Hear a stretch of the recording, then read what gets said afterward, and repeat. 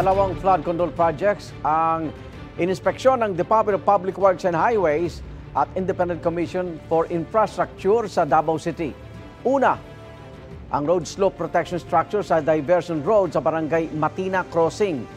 Inakyat ng mga opisyal ang bundok para alamin ang kondisyon nito at para kumuha ng sample ng materyales sa proyekto.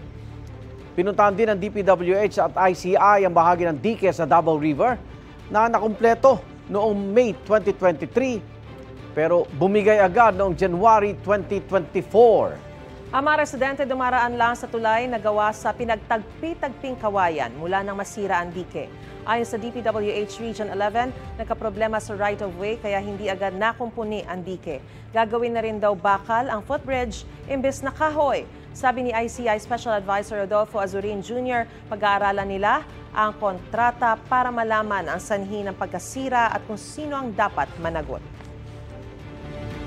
We have to review yung kontrata para sa ganun ma-determine kung anong pwede nating gagawin na sanction dun sa mga contractors as well as yung mga supposedly na nag-implement ng project nito.